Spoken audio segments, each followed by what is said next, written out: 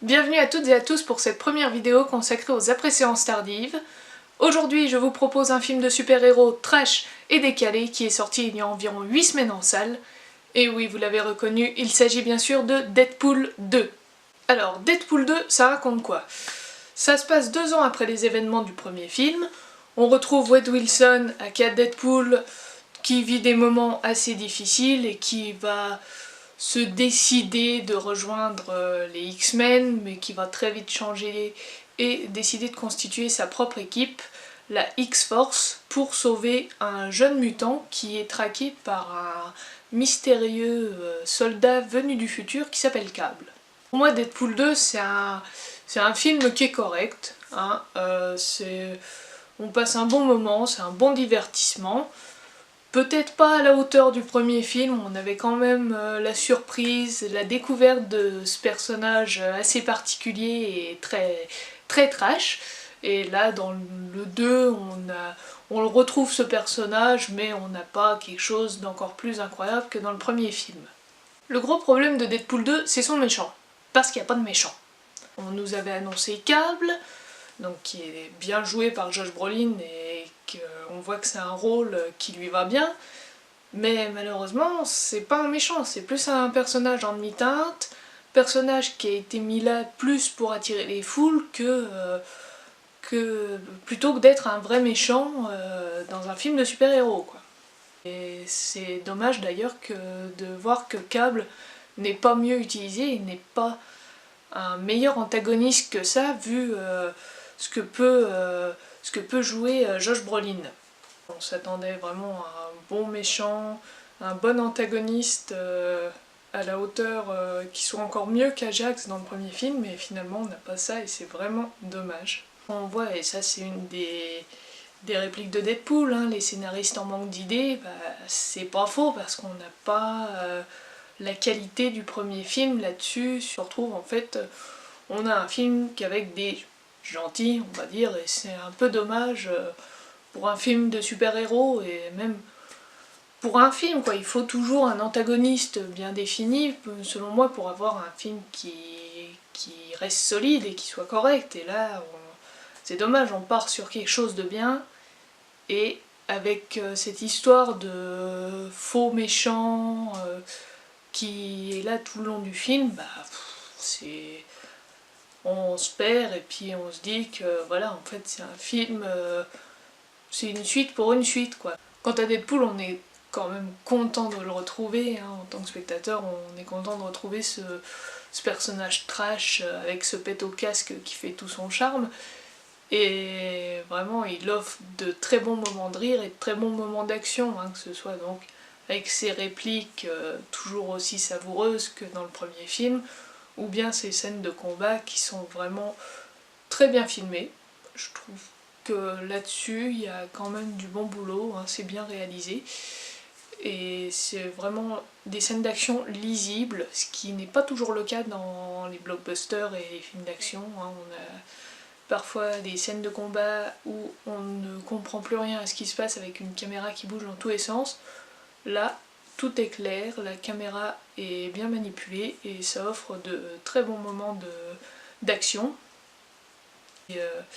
Pour revenir justement sur le côté fun, c'est la grosse force du film, quoi. On a toujours l'humour un peu décalé qui est très très bon ici et qui nous fait presque avoir des fous rires par moments. Ça passe par les petites références à tout l'univers de la pop culture, hein, quand même, quand on voit, on passe de l'univers Marvel avec les X-Men à la série Stranger Things, tout en passant par Adventure Time. Là, on a quand même des références un peu partout et toujours assez fun, quoi. Toujours des références assez croustillantes. Et parmi toutes ces références, on en retrouve une à Basic Instinct, le film de Paul Verhoeven, qui est connu pour une scène en particulier, scène qui est ici reprise à la sauce Deadpool. Et dans cette scène, il y a une réplique qui passe pas très bien en version française. Oui, j'ai vu le film en version française, je suis pour le doublage, car je trouve que c'est quand même une très bonne chose, mais c'est vrai que pour une fois, il y a eu une erreur qui est quand même assez grave, on va dire, parce qu'elle fait passer une référence à la trappe. Au lieu de traduire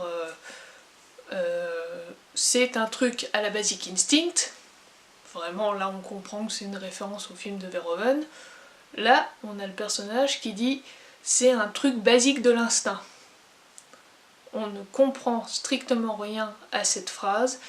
Deadpool 2, même s'il n'est pas meilleur que le premier, a le mérite d'apporter de la fraîcheur et quelques nouveautés dans le film, et ça passe par exemple avec ce générique de début qui reprend en fait les génériques des James Bond. A noter aussi que ce générique qui fait référence donc au James Bond est lui aussi doté d'une chanson originale de Céline Dion. Ce qui est assez bien dans Deadpool 2, ce sont les différentes musiques qu'on retrouve, hein. Donc il y a la chanson originale interprétée par Céline Dion dans ce fameux générique à la James Bond. On a une bande originale qui est quand même là et dont on retient certains thèmes. Et c'est une bande originale qui sort pas de l'ordinaire, mais qui accompagne bien le film. Et on a aussi donc du dubstep sur les scènes d'action, et même si je suis pas trop fan de ces mélanges et surtout des musiques autres que la bande originale sur les scènes de combat par exemple, là je trouve que ça marche à merveille et que le décalage est bien, on n'a pas l'impression en fait que ça dénote avec la scène, quoi, et c'est vraiment des bons moments avec justement cette musique qui change, qui nous sont proposés. Donc Deadpool 2, mis à part ce fait qu'il n'y a pas vraiment de méchants, c'est un film assez correct, hein, qui a un scénario plutôt simple, mais qui fonctionne, et l'idée qu'il y a dedans de pouvoir remonter dans le temps, ça donne droit à des scènes post-génériques assez fun, surtout quand on sait que Deadpool c'est quand même un personnage à mi-chemin entre le monde diégétique et le monde extra-diégétique, c'est-à-dire le monde du film et notre univers à nous, le monde réel. Et ça, dans une scène post-générique, il y a un moment, c'est vrai qu'on éclate de rire en voyant ce qui se passe, et surtout quand on connaît la carrière de Ryan Reynolds, quoi. Et aussi, ce qui est très important, comme tous les Marvel, on reste jusqu'à la fin. Alors, il y en a qui doivent déjà être là, oui, mais il n'y a rien à la fin. Mais tout ne se passe pas au niveau visuel, et il y a une grande importance de l'écoute. Et franchement, les 2 dernières minutes du générique, vous écoutez les chœurs qui ont des paroles plutôt vulgaires, modifiées par Deadpool, très probablement. Et là, franchement, vous allez le rire pendant 2 minutes, et franchement, ça clôt superbement le film. Voilà, ça fait qu'on a eu droit à un divertissement correct et qui dure vraiment jusqu'au bout. Voilà, c'est tout ce que j'ai à dire sur Deadpool 2. N'hésitez pas à me laisser vos impressions sur cette vidéo dans les commentaires, et aussi à me dire ce que vous avez pensé du film.